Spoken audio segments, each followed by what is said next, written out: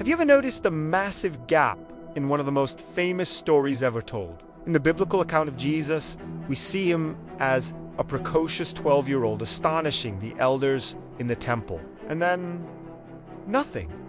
He vanishes from the narrative, only to reappear 18 years later, around the age of 30, to begin his public ministry. What happened during those 18 years? Where did he go? What did he do? Izadi, the lost years of Jesus. A period shrouded in mystery that has captivated scholars, storytellers, and spiritual seekers for centuries. It's an enigma that has given rise to a fascinating array of theories, from the simple and mundane to the wildly adventurous. Today, we're going on a journey to explore the possibilities, to piece together the puzzle of the man who would change the world.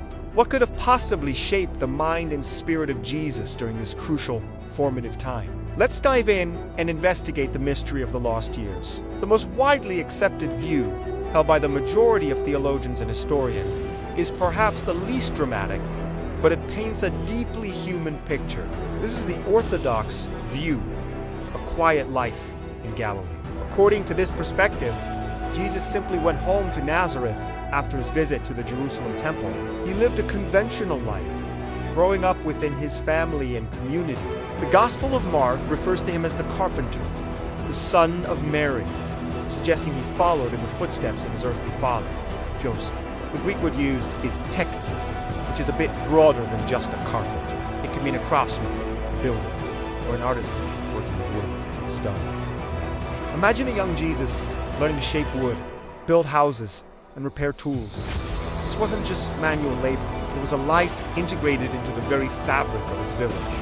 He would have been observing the daily struggles and joys of ordinary people, the farmers, the fishermen, the merchants. He would have attended synagogue, studied the Torah, and participated in Jewish festivals. This perspective argues that his profound spiritual insights weren't born in some distant, exotic land, but right there, in the dust and sweat of a Galilean workshop and the vibrant life of his local community. It was in Nazareth, among his own people, that he developed the parables and teachings that would later resonate with so many. This view grounds Jesus in his Jewish context, suggesting that his revolutionary ideas were a radical reinterpretation of his own heritage, not an import from somewhere else. It portrays a period of quiet growth, deep reflection, and patient preparation for the mission that lay ahead. But for many, the idea of Jesus simply staying home doesn't quite seem to fit the extraordinary figure he became.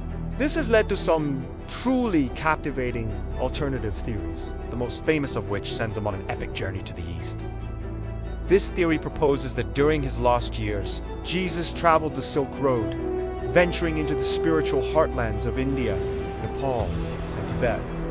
Proponents of this idea, sometimes called the ISA theory, suggest that Jesus studied with Hindu and Buddhist masters, immersing himself in their philosophies and spiritual practices. The name Isa is said to be the name by which Jesus was known in the East. This theory first gained widespread attention in the late 19th century when a Russian journalist named Nicholas Notovich claimed to have found an ancient manuscript in a Tibetan monastery detailing Jesus' time. According to this text, Isa was a remarkable student who learned about the Vedas' reincarnation and the principles of nonviolence. The parallels are intriguing. Teachings like love your enemies and the focus on inner purity do have echoes in Eastern philosophies. Could the Sermon on the Mount have been influenced by the Buddhist teachings on compassion? Did his parables draw from the storytelling traditions of Indian gurus? This theory suggests that Jesus was a master synthesizer, a spiritual seeker who gathered wisdom from different cultures and integrated it into his own unique message for his people. While mainstream scholars are highly skeptical and often dismiss the life of St. Isa manuscript as a fabrication, the idea continues to fascinate. It transforms the lost years from a quiet period of waiting into a grand spiritual adventure, a quest for universal truth across continents. It paints a picture of a young Jesus, not just as a Jewish rabbi, but as a student of the world's wisdom. Beyond the well-trodden paths of India and Tibet, other, more localized legends have taken root. One of the most enduring and romantic tales places a young Jesus, not in the East, but in the far West, specifically in Britain. This legend is deeply intertwined with another biblical figure, Joseph of Arimathea in the Gospels. Joseph is a wealthy man who provides the tomb for Jesus' burial. But later traditions, particularly popular in Britain, embellish his story significantly. These legends claim Joseph was a tin merchant who traveled regularly to Cornwall, and that on one of these voyages he brought his young great-nephew, Jesus, with him. The story is immortalized in the poem that did those feat in ancient time, which later became the famous Hymn Jerusalem, questioning if Jesus walked upon England's green and pleasant land. Some versions of the tale have him visiting Glastonbury, a site long associated with ancient spirituality, where he may have studied with Celtic druids. While there is no historical evidence to support these claims, the legend speaks to a deep desire to connect with Jesus on a local, national level. Another compelling and perhaps more plausible speculation brings us back closer to home, to the desert landscapes of Judea. This theory suggests Jesus may have spent time with the Essens. The Essens were a mystical Jewish sect that existed during the time of Jesus. They are famous today largely because many scholars believe they were the community that wrote and preserved the Dead Sea Scrolls, discovered in caves near Qumran. In the mid-20th century, the Essenes lived in communal, ascetic communities, separating themselves from what they saw as the corrupt temple establishment in Jerusalem. They practiced ritual immersions, shared communal meals, and held a deep belief in a coming messianic age featuring a teacher of righteousness. The parallels with the early Christian movement are striking. John the Baptist, with his desert ministry and baptism rituals, is often thought to have been influenced by or even been a member of the Essene community. Could Jesus have also spent time with them? The Dead Sea Scrolls reveal a group intensely focused on scripture, purity, and righteousness themes that are central to Jesus' teachings as well. This theory doesn't require a journey of thousands of miles, but a short trip into the nearby desert, a place of spiritual testing and revelation in Jewish tradition. Spending time with the Essenes could have provided Jesus with a profound education and an alternative, deeply devout form of Judaism, shaping his critique of the religious authorities and his vision for a renewed covenant with God. So, where does this leave us? We have the humble carpenter of Nazareth, the world-traveling sage of the East, a mysterious visitor to Britain, and the desert ascetic learning from the Essenes. Each theory offers a different lens through which to view the man behind the Messiah.